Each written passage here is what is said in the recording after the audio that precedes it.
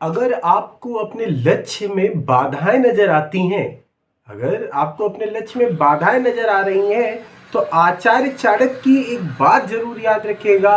वो कहते हैं, बाधाएं हमें तब तक नजर आती हैं जब तक हम अपने लक्ष्य से भटके हुए होते हैं। अपने लक्ष्य की ओर जब हम बिल्कुल सटीक होते हैं तो हमें अपना सिर्फ लक्ष्य दिखाई देता है और कुछ भी नहीं दिखाई देता। इसी विचार के साथ शुरू करेंगे आज की क्लास। स्वागत है आपका अपने स्टडी चैनल स्टडी विद अर्पित पर। आज हम लोग चौथे चैप्टर गतिमान आवेश और चुंबकत्व का 7वां लेक्चर लेके आए, 7वीं क्लास लेके आए हैं। और आज की क्लास बहुत ही ज्यादा इंपॉर्टेंट होने वाली है, क्योंकि आज हम लोग पढ़ेंगे एम्पियर का सर्किटल लॉ, एम्पियर्स का परिपति नियम, जो कि इतनी बार पूछा जा चुका है कि हर क्वेश्चन पेपर में आपको जरूर ये मिलता आया है। अभी तक जितने भी आपने पेपर्स देखे होंगे, जितनी भी चीजें आपने करी होंगी, तो आपको ये जरूर से जरूर दिखाई देगा। हर पेपर में आपको, हर एग्जाम में आपको ये जो है जरूर दिखता रहता है। तो देखते हैं क्या है एम्पियर का सर्किटल नियम। उससे पहले हम लोग ये समझ लेते हैं कि ये जो नियम है ये क्या, किस लिए इस्तेमाल किया जाता है। देखिए, अभी तक हम लोगों ने बायो सेवर्ट का नियम पढ़ा था, और बायो सेवर्ट हमें चुंबकीय क्षेत्र के बारे में बताता था। तो ये भी कहीं ना कहीं सेम उसी तरह ही है जैसे कि हम लोगों ने बायो सेवर्ट का नियम पढ़ा था। बायो सेवर्ट के हिसाब से चुंबकीय क्षेत्र के लिए हम लोग बताते थे।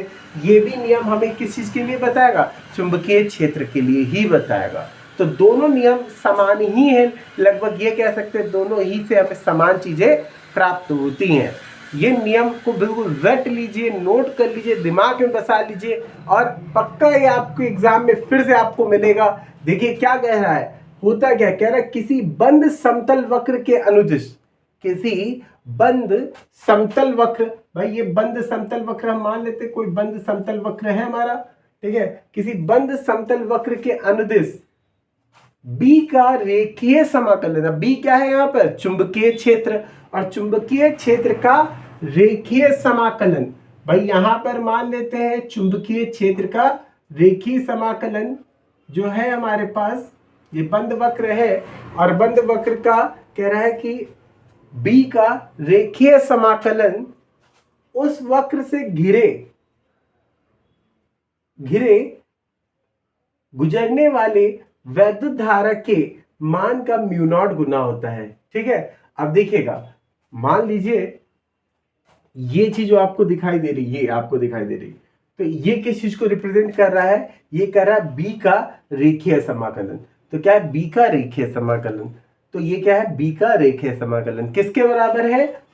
वैद्युत धारा के मान का म्यू नॉट गुना। तो देखिए, वैद्युत धारा के मान का म्यू नॉट गुना हो रहा है। तो फिर से देखते हैं क्या कह रहा है। ये देखिए, जो पूरा का पूरा हम लोग निकाल ले एम्पियर का परिपति नियम, वो यही कहता है कि बी का रेखीय समाकलन वैद्युत धारा के म्यू नॉट गुना होता है, ठीक है। बिल्कुल सिंपल सी लाइन आपको याद रखनी है, बी का रेखीय समाकलन विद्युत धारा के म्यू नॉट गुना होता है, विद्युत धारा के म्यू नॉट गुना होता है, ठीक है। विद्युत धारा का जो मान है उसके म्यू नॉट गुना होगा। इस चीज को हम लोग देखते हैं, फिर समझते हैं क्या कह रहा है। देखिए, ये है बंद, कह रहा है किसी बंद समतल वक्र के अनुदिश बी का रेखीय समाकलन, बी का रेखीय समाकलन उस वक्र से घिरे पृष्ठ से गुजरने वाले वैद्युत धारा के मान का म्यू नॉट गुना होता है। तो वैद्युत धारा के मान का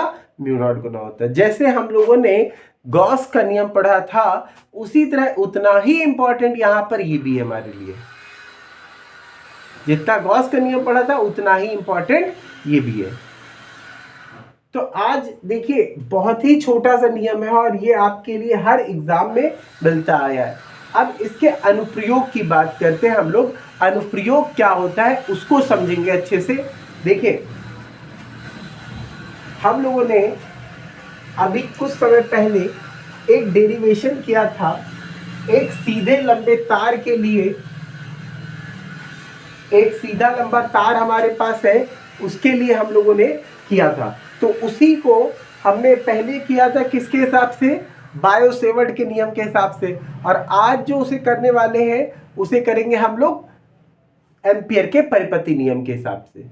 देखिए ये कोई हमारे पास तार है, ठीक है, सॉरी, देखिए जैसे हम लोगों ने वहां पर किया हुआ था एम्पियर के परिपति नियम को, हम लोगों ने एम्पियर के परिपति नियम के हिसाब से यहाँ पर करेंगे। और इससे पहले जब उसी डेरिवेशन को हमने किया था, किस हिसाब से किया था हमने, उसको हमने किया था बायो सेवर्ट के नियम के हिसाब से किया था। तो आज वही डेरिवेशन है, वही प्रूवमेंट है, और बस तरीका अलग हो जाएगा थोड़ा सा, और कुछ नहीं। देखिए यहाँ पर हम लोग बात करते हैं एक कोई तार हमने ले लिया, ये कोई तार है जिसमें I एम्पियर की धारा प्रवाहित हो रही है, इसमें I एम्पियर की धारा प्रवाहित हो रही है। अब देखिए इससे R दूरी पर, इससे R दूरी पर क्या है, कोई बिंदु P स्थित है। यहाँ पे मान लेते कोई बिंदु P स्थित है, तो इसके चारों ओर एक हमने ऐसे वृत्ताकार पथ की कल्पना कर ली।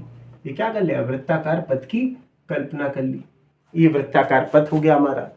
तो एक सीधा तार है हमारे पास जिसमें I एम्पियर की धारा बह रही है, और जिससे R दूरी पर एक कोई बिंदु P स्थित है, और इस बिंदु P पर हमें चुंबकीय क्षेत्र के लिए व्यंजक प्राप्त करना है। तो इसको जब हमने किया था किसके हिसाब से, बायो सेवर्ट के हिसाब से। आज हम लोग बात करेंगे एम्पियर के परिपति नियम के हिसाब से बात करेंगे, ठीक है। तो क्या होता है समझते हैं यहाँ पर बात को। देखिए अभी अभी हम लोगों ने बात किया एम्पियर का क्या होता है, रेखीय समाकलन B dl किसके बराबर होता है, म्यू नॉट I के बराबर होता है, म्यू नॉट I के बराबर, यही तो एम्पियर का परिपति नियम है। अच्छा यहां पर देखिए आपको क्या दिखा है, अदिश गुणन है, तो अदिश गुणन के लिए आपको पता है क्या होता है, B dl cos थीटा लगा दिया हमने यहाँ पर, क्योंकि आपको पता है कि A डॉट B बराबर क्या होता है, AB cos थीटा होता है। क्या होता है, AB cos थीटा होता है। अच्छा यहां पर अगर हम लोग बात कर रहे हैं तो इनके बीच में क्या है भाई, B और DL, ये दोनों के बीच का अगर हम बात करें तो इनके बीच में जो कोण होगा वो कितना होगा, 0 डिग्री होगा, क्योंकि समान डायरेक्शन में एक ही दिशा में होंगे। तो एक ही दिशा में होने की वजह से क्या होगा, इनके लिए कोण कितना हो जाएगा, सेम हो जाएगा। तो भाई cos 0 की वैल्यू कितनी होती है, cos 0 की वैल्यू होती है 1। अब देखो यहाँ पे रखेंगे तो कितना हो जाएगा, B dl हो गया, और यहाँ पर म्यू नॉट और I हो गया। हम B को आगे लिख देते हैं, बचा कितना यहाँ पर dl, और यहाँ पर म्यू नॉट I हो गया। अच्छा ये कैसा परिपथ दिखाई दे रहा हमें, ये परिपथ हमारा कैसा है भाई, ये कैसा वृत्ताकार दिख रहा है ना।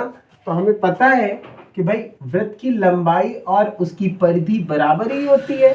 जो कोई सर्कल बनता है तो उसकी परिधि और तार जिसको मोड़ के बनाया गया होता है दोनों बराबर होता है।